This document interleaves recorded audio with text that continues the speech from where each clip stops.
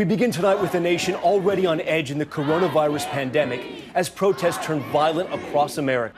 For the 12th night in a row, a coast-to-coast call to action. The nation erupted into scenes of chaos, violence, and widespread destruction into the early morning hours. Dozens of American cities up in flames after some protests turned into riots,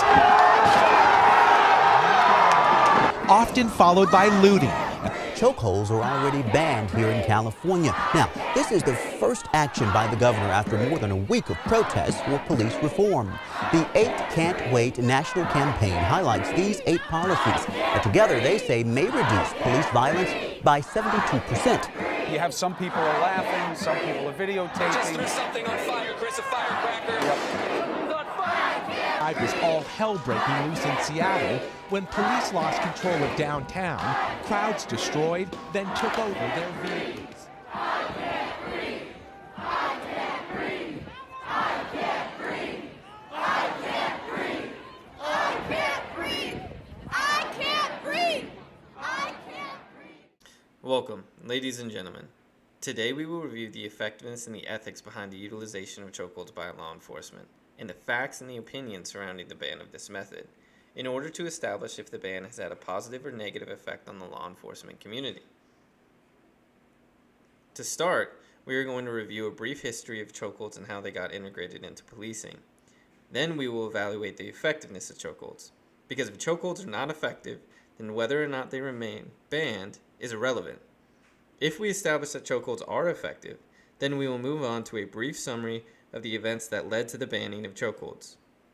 And finally, with the majority of our time, we are going to look into the data surrounding the risks of chokehold and compare them to other methods available to police officers in order to subdue suspects. The history of chokeholds in policing really begins with American institutions adopting Brazilian Jiu-Jitsu. The first institution to do so was the Marine Corps, which adopted it in 1956 as part of their original MACP program. In this program, they combined several different Japanese martial arts in order to create a well-rounded combative system for the Marines. But they were not the ones who in fact popularized jiu-jitsu within the United States.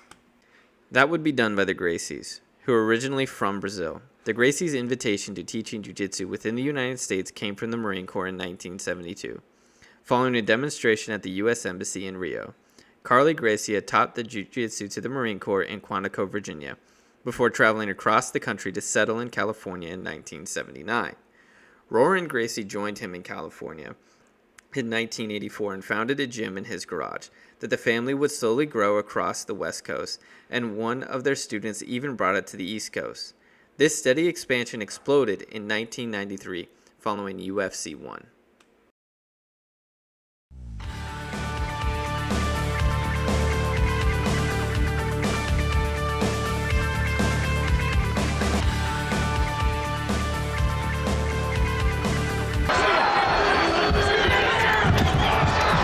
Kathy, what do you think?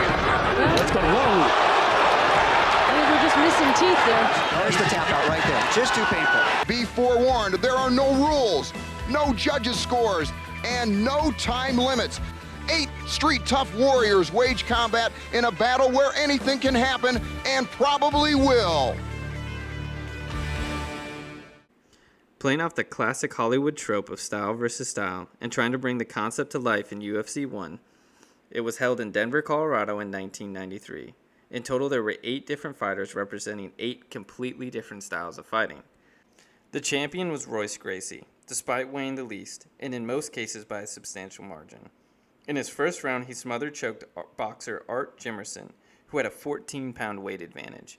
In his second round, he submitted Ken Shamrock in under a minute with a rear naked choke, despite a 36-pound weight difference.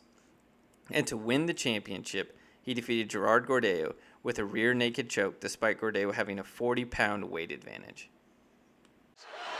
He's on the back, and Gerard is in a lot of trouble. Now, what Royce is going to do is try to get Gerard to raise his neck. I bet he slaps in the back of the neck a couple of times, Bill. Yep. See, again, and hands underneath. It's This is a major part of fighting. People do not understand it's that over. this is very It's strong. over. It's got to be a great choke. It's over. It's over. That was just incredible. Royce is not letting him go. He wants to make sure the referee sees that this is over, but Gracie Jiu-Jitsu exploded across the U.S., and the first American institution to take note was the U.S. Army. Starting in 1995, the commander of the 2nd Ranger Battalion brought up the outdated nature of the U.S. Army's combative manual. Looking to develop a more effective program, the Army sent Rangers to the Gracie Academy, as well as inviting Ronan and Royce Gracie to come and train with them. It is worth noting now that the head of the committee, Matt Larson, had a preference towards jiu-jitsu because it could be trained live against an opponent who was actively resisting. This was because joint locks and chokeholds produce far fewer injuries than other contact-based methods.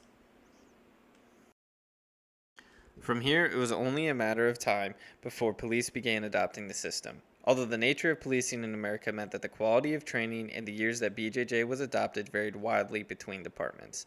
Some departments that never implemented an official BJJ program or adopted BJJ techniques nevertheless were affected as the rapidly rising popularity of UFC popularized BJJ and MMA styles of fighting. Because even without training in this particular fighting style, somebody might use something that they see on TV. Before we waste time evaluating the safety of chokeholds, we have to establish if they are effective. In some ways, we already have. Royce Gracie won the first UFC by winning each round with a submission that was a chokehold, showing chokeholds could be incredibly effective. And that was 31 years ago. So I looked into what was the best fighting style today. As you can see, there is a ton of different opinions out there about what fighting styles are best and in what order they rank. I'm going to be circling on the screen the fact that BJJ is an incredibly high return, but I don't feel comfortable using any of these sources because who's to say one is better than the other? Ultimately, these are subjective opinions. A lot of them use very good rationalizations for their reasoning, but there's nothing objectively stating that chokeholds or BJJ in general is effective. So instead, I went over and started looking into UFC because as a professional sport, it manages to keep track of its stats. Now, this graph I find absolutely fascinating because what they're doing here is they're tracking what styles of fighting produced what numbers of champions. And what the results will show is that 70% of all champions have been ground fighters, with wrestling and BJJ having a clear advantage in the amount of champions that they've been able to produce, making up 57% of all champions between the two arts alone, and the two arts having easily the highest numbers by substantial margins. Now, this doesn't mean that BJJ fighters and wrestlers are actually winning with chokeholds or armbar submissions. So instead, I decided to go over to the UFC record book to get that answer. Now, scrolling down, what I'm going to go to first is finishes. Finishes are fights that are won either by KO, TKO, or a submission, meaning that they were not a decision in an actual one fight. Now, who's leading the UFC right now is Charles Oliveira, and he has 20 total finishes, of which 16 of them are submissions, meaning that he utilized a chokehold or an armbar, but he didn't actually achieve a knockout with a punch or something like that. Now, who's leading the UFC overall in wins is Jim Miller at 25. Now, he is sitting at 17 finishes, the rest of his wins being decisions by the judges, of which 11 of those are submissions. Now, I think that demonstrates that the guys who are leading the UFC in either finishes or wins are utilizing ground fighting to do so. I'm not trying to establish that ground fighting is a more effective technique than stand-up. What I am trying to establish is that it is still effective all the way up to the professional level today. And I would argue that it is more applicable for policing, as somebody who is trying to gain control of a suspect or try to put cuffs on that suspect has a lot more to learn from the timing and distances used in ground fighting than they do with stand-up. Also, the need for control of somebody is better reflected in ground fighting than it is in stand-up techniques. And ultimately, a stand-up fighter is always going to have to beat their opponent into submission. Whereas if a ground fighter has a clear advantage, they might be able to force somebody just into handcuffs rather than having to go to something like an armbar or a chokehold, giving it a more flexible use of force application than stand-up fighting is.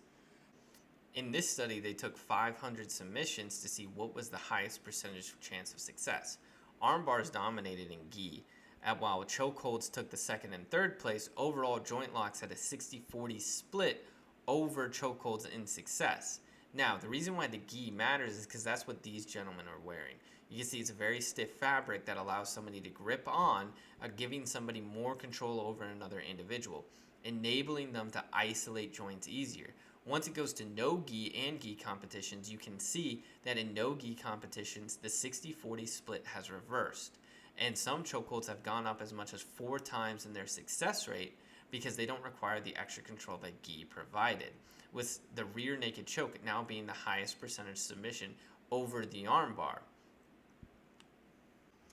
There's an additional difference when it comes to the application in policing. When a chokehold is taken to its full extent, somebody will fall unconscious. There's no amount of willpower and there's no chemical intoxication that is going to change that.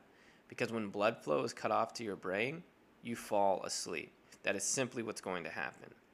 Joint locks work differently. You are attacking one specific joint. Now, when you do that, you might be able to destroy somebody's joint for the rest of their life. And into that fight, they now have a massive disadvantage of one of their joints being destroyed and causing a massive amount of pain. But if somebody has willpower and just doesn't want to go to jail, or more likely is intoxicated and therefore can resist this pain, it may not be as effective. So there's a difference in the level of submission. But BLM pursued a chokehold ban. The reasoning that they had was because it was following the death of George Floyd, as well as the death of Eric Garner in 2014 going viral on the internet again. Their perception was that chokeholds were dangerous and constituted deadly force, and they wanted this reflected in police policy. Policymakers responded quickly. George Floyd died on May 25th. By June 5th, California banned chokeholds. On June 13th, Colorado followed. By June 10th, the District of Columbia banned chokeholds. June 12th, Iowa. So did Massachusetts, Minnesota, New Jersey, while New York, which had already had a chokehold ban, turned it into a felony. This was all within a month of George Floyd dying. By the end of the year, the majority of the United States would have a chokehold ban, as well as the DOJ. So what were the arguments that these policymakers were making in order to implement this ban? Carotid hold that literally is designed to stop people's blood from flowing into their brain, that has no place any longer in 21st century. What about a national ban on chokeholds? Absolutely, we should have that. That is one of the things that we should have engaged in a long time ago. Many departments around the country have already banned chokeholds, and I think a lot of other departments are increasing that now. Some departments just didn't train for chokeholds and told their officers they can only do what they've been trained for. But this has been pretty clear. There's been a long-standing principle out there that is not needed for that situation. And there's been a consensus document that was done in 2017 by law enforcement around the country to say that is not needed. So I think that's not an issue for us. Now let's look at this consensus document. Now the consensus document distinguishes between chokeholds and vascular neck restraints, and it only recommends against chokeholds. So what's the difference? And honestly, the difference is what has made this so confusing for everybody. Chokeholds, defined by them, are the chokes that cut off air, whereas a vascular neck restraint is the ones that cut off blood. Now the thing is, nobody trains chokeholds by this definition. The rear naked choke, vascular neck restraint. Guillotine, vascular neck restraint. Triangle choke, vascular neck restraint. And it's not because of the safety issue. Nobody does chokeholds because they're not effective. If I cut off your air supply, you will stay awake for as long as you can hold your breath. Whereas if I cut off the blood to your brain, you have 6 to 10 seconds from when I actually sink that choke to be conscious.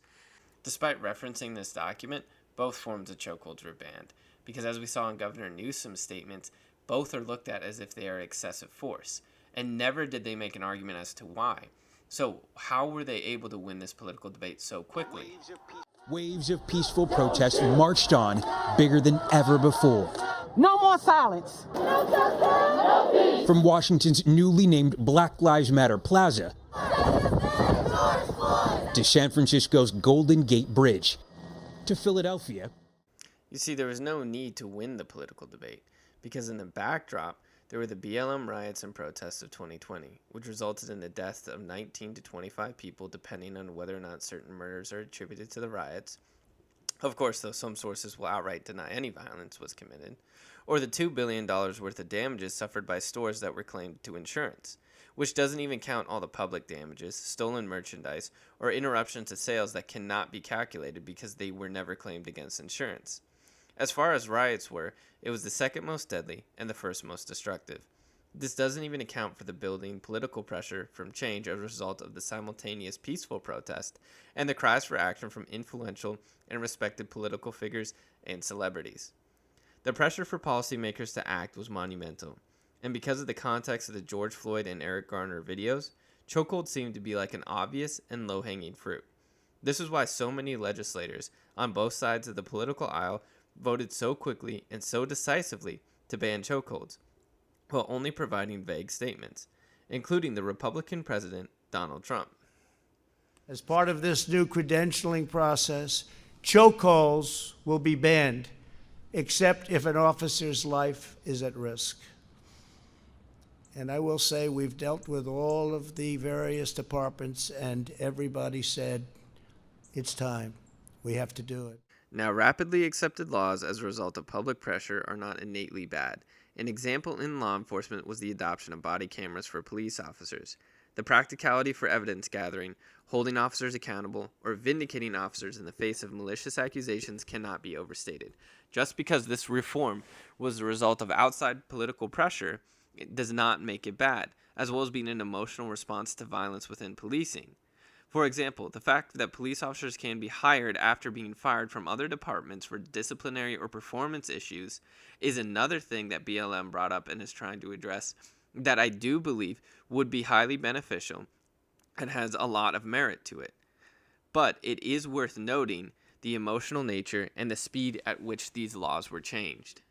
Now, it's been 2 years, so there's a large body of academic and medical work that has been done in support of this ban. But unfortunately, some of it is like this Texas Southern paper, which goes into the fact that they disagree with chokeholds and think that they need to be banned, but doesn't really state why or make a functional analysis of why chokeholds are so much worse than other non-lethal methods. Moving on to dissenting sources with value, let's look first to the American Academy of Neurology. I have chosen this source because of their clear authority on the matter, and because they, unlike other medical journals, take a stance against vascular neck restraints, as through their research they identified potential health risks to both the heart and brain, which could occur after several seconds of blood loss. There is a potential for stroke, cognitive impairment, and death. Although there are other medical journals that contradict this finding, like the 2022 study by Wake Forest University, let's accept it as true that chokeholds, including vascular neck restraints, can cause serious health risks. The second source is the CCJ Task Force on Policing, which is more of an academic review of medical sources, statistics, and policy recommendations. They maintain that neck restraints have a unique potential for harm, and that the risks outweigh the benefits. And although, unlike the AAN, they cite medical sources that do not state vascular neck restraints are uniquely dangerous, they argue instead that the techniques are very similar, and inevitably officers will mistakenly use chokeholds when trying to employ vascular neck restraints. Additionally, pregnant women, the elderly, and people with Down syndrome are more vulnerable to both. Their policy recommendations are for a ban on both styles, but to avoid increased use of deadly force as a result of fewer non-lethal options, they recommend police departments increase de-escalation techniques and train safer restraint methods, although they never provide what those safer restraint methods are. So now let's turn to the last opposing source I'm going to bring in, which is the Attorney General Merrick Garland, who implemented the federal ban on chokeholds based off the 4-page memo written by the Deputy Attorney General Lisa Monaco. The memo addressed changes to the chokehold policy, as well as no-knock warrants. In the memo, the motivation for changing both policies was as a result of a number of recent tragedies. To start off the second regarding chokeholds, Ms. Monaco restates that chokeholds too often cause tragedies. She then clarifies the differences between chokeholds and carotid restraints, but maintains they are both dangerous. In the primary section, she cites the deadly force policy, which establishes federal law enforcement officers cannot use deadly force unless there is a risk of imminent death or serious bodily injury to the officer or another person. Because of the inherent dangerousness of chokeholds and carotid restraints, chokeholds can only be used when deadly force is authorized. The remainder of the memo is simply a dictation to train and reform policies to be in compliance. And that's it. This was the DOJ's justification for stopping any of their officers from using chokeholds. So let's round up the different counter-arguments that we now have. The first one we're going to start with is the American Academy of Neurology, and that they maintain that there is a potential risk to brain and heart health whenever a chokehold is applied, either a vascular neck restraint or a chokehold, and that there's increased risk for people with heart conditions. The CCJ Task Force on Policing argues that the risks outweigh the benefits, and they maintain that chokeholds are dangerous and vascular neck restraints may turn into chokeholds, while pregnant women, the elderly, and people with Down syndrome are especially vulnerable, and that police officers should be trained on alternative methods. From the DOJ, chokeholds have caused too many tragedies, and that the techniques are inherently dangerous. There's a little bit of overlap here, so I'm going to consolidate. Chokeholds have caused too many tragedies. Chokeholds can cause long-lasting harm. Carotid restraints can turn into chokeholds that can collapse the airway, and pregnant women, the elderly, and people with Down syndrome are at greater risks. Have chokeholds caused too many tragedies?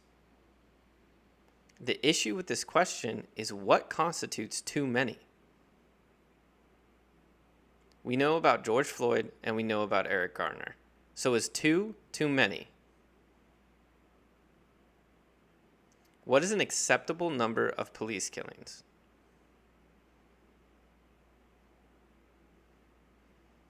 Is the number of acceptable police killings influenced by the rate of violent crime?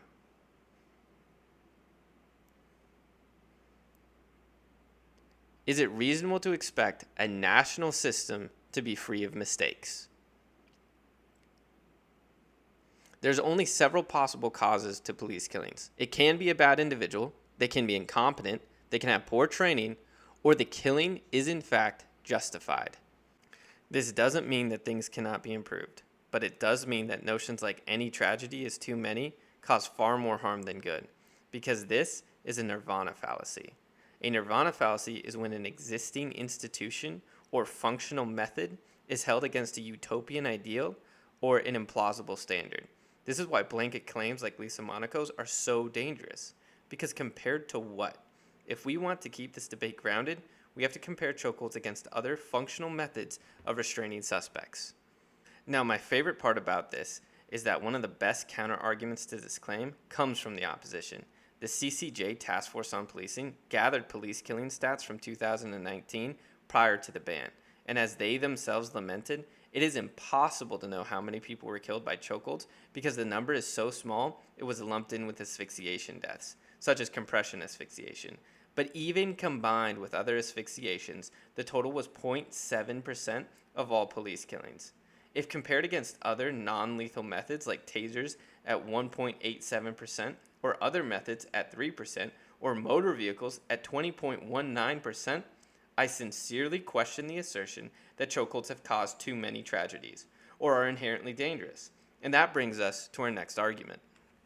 Do chokeholds cause a disproportionate amount of injury to the brain? And again, when addressing the AAN, we come back to a nirvana fallacy. Because yes, chokeholds do bad things to people, but compared to what? To subdue somebody, something unpleasant must be done. And in the words of the great Thomas Sowell, there are no solutions, only trade-offs. Let's begin with OC spray. OC spray only causes pain, but few deaths. Most people, when exposed for the first time, will be subdued because of the pain. But the Las Vegas Metro Police Department and other institutions across the United States regularly force their recruits to endure the spray, then complete obstacle courses, physical exercises, or martial arts maneuvers. And if a department that claims 2,900 officers can regularly find or train people to resist the effects of OC spray, the likelihood that all subjects facing prison will not find the will to resist is a bad bet. Also, it has killed people with asthma. So then there is the taser, which, as we know from the CCJ, was the method of more police killings than chokeholds in 2019, prior to all the bans. Unlike OC, willpower is not a factor, as a taser forces the body to react rather than just causing pain. But again, there are trade-offs. Certain types of clothing, not enough spacing between the prongs, or interference with the wire can all cause the taser to fail. And if somebody is too close, gaining the necessary prong space may be impossible. So police officers have to be able to defend themselves as well as subdue suspects with their hands, as it is inevitable in the course of attempting to arrest someone by placing handcuffs on them that they may wait to resist until you are within arm's length. So police officers must be trained in hand-to-hand combat in some way, and inevitably, all forms of hand-to-hand combat will result in negative side effects for the suspect, and there has to be a balance between effectiveness and side effects. If you don't buy into the idea that police tactics actually need to be effective at subduing suspects, then just remember Every justified deadly force scenario is a result of an officer not having an effective and reliable non-lethal method that they should have been able to resolve the situation with. So every time we ban the use of a non-lethal option, we are inevitably creating more justified use of deadly force scenarios, not less. For example, if an officer does not receive sufficient training in hand-to-hand, then any time a suspect resists within grabbing distance, the officer's life will be under threat, and the officer will be able to justify the use of deadly force. And this would not be the officer's fault, because unless an organization provides sufficient training in hand-to-hand combat, how can they expect an officer to feel comfortable and not under threat? So what styles of hand-to-hand combat can be used to subdue a suspect? And essentially, it boils down to 4 methods that could be feasibly trained. The first option is wrestling. This should be the first option as it is the least likely to injure or kill, as well as highly applicable in situations that you're trying to gain control. Its drawback that it is highly dependent on a physical advantage and is incredibly indecisive, as the officer has to actively maintain control. So though it's ideal, it is not realistic to expect, given officers' pay, that they are going to regularly attract the fittest individuals in a society. Nor will a department have the time to train someone to master wrestling to make up for this. So we have to add something that can allow police officers to subdue a suspect in a decisive manner, and that brings us to our main options: joint locks, strikes, and chokeholds. Joint locks are the least likely to kill anyone, but as a deliberate hyperextension of a joint, they are the most likely to cause an injury. In fact, following a study of the 2,511 BJJ matches, they found that people who trained in BJJ were at lower risk of injury than judo, taekwondo, wrestling, and MMA, but 78% of the injuries were orthopedic, and the most common, the elbow. In fact, of the 5,022 participants in the recorded incidences, there were 46 injuries in total. 36 were orthopedic, 7 were rib fractures, while the remaining 3 were lacerations. The study also included what caused each injury, and only one was caused by a chokehold. It was one of the orthopedics, and it was a cervical strain, which is not the trachea collapse that the CJJ inferred would be so likely from a vascular neck restraint turning into a traditional chokehold. And compared to the MCL and LCL tears and sprains caused by other arm bars and knee bars, a cervical strain is a minor injury. In addition to this, there is the difference in reliability and decisiveness. As we saw earlier, headlocks are consistent in gi and no gi, as joint locks benefit from the greater levels of control that gi provides. The second issue is that joint locks, when used to the full extent, can only disable a limb. This may cause a great amount of pain and reduce the effectiveness at resisting, but pales in comparison to a chokehold, which when used until unconscious, completely eliminates resistance, without long-lasting side effects. A suspect's willpower, or more likely intoxication, may give them the ability to continue struggling after a joint lock is executed to its full extent, but there is no drug or will known of that can resist when unconscious. The second option is striking, or also referred to as standing, which, as we discussed, has proven effective in UFC. The first issue is that it does not integrate well with wrestling, as well as joint locks and chokeholds do. As in standing, control of space, time, and distance works very differently than in wrestling. The second is that it is the most likely to cause death, and doesn't synergize with the needs for control like ground fighting does. To prove my first claim, we can look at the history of MMA. In total, there have been 16 deaths in MMA, 7 in sanctioned matches, 9 in unregulated fights.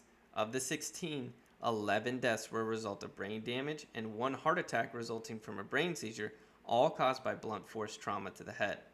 Of the remaining 4 deaths, 3 were heart or kidney failures caused by combinations of dehydration, rapid weight loss, and high exertion. The last one is unknown, even following an autopsy. But chokeholds have caused 0 deaths. So regarding the AAN's claim that yes, chokeholds are dangerous, but Lisa Monaco's assertion that they are inherently more dangerous than other methods is incorrect. In fact, the only available data that we can compare it to, the risks of injury suggest chokeholds are the safest methods and cause the fewest injuries. So although the AAN can point to all the issues and potential harm, if it is not being compared to other methods of subduing somebody, then it can always look bad. but when compared to other methods, the calculus changes. And sadly, the group that suffers the most from police using alternative methods will be the suspects. The next claim is that the vascular neck restraint, which is 100% of all jiu-jitsu chokes, can easily turn into a traditional chokehold. So what is the difference again? This time, I'm going to let the Gracies explain instead. Should chokeholds be banned for use by law enforcement? There's a major push right now in America for chokeholds or neck restraints of any kind to be banned for use by law enforcement. And as an organization, as a family that has been using neck restraints for almost 100 years, and an organization that has been teaching them to law enforcement for almost 30 years, we have an opinion, we have some thoughts on the matter, and we'd like to discuss those with you today. But first, we want to go over some things to make sure that we're all on the same page. Yeah, because before sharing our experience with it, let's talk about what is the difference. Chokeholds, vascular neck restraint. What is happening? What's the difference here? Right. So chokehold, when you use the actual name choke, you're implying that you're plugging the airway from the mouth into the lungs, right? So placing your arm directly across someone's throat and crushing inward actually plugs their airway, and they cannot intake oxygen into their lungs. No one supports this. This can have dangerous consequences, not effective in terms of utilizing it in a less than lethal situation. Whereas a neck restraint, a vascular neck restraint, when your arms are plugging the sides of the neck, can cause restriction of blood flow to and from the brain, and after 6 to 10 seconds, the person passes out. When you release after they pass out, right, if you release within a few seconds after they go unconscious, they regain consciousness spontaneously, and back they are, and very rarely are there any injuries or adverse effects or death. It's a very safe technique.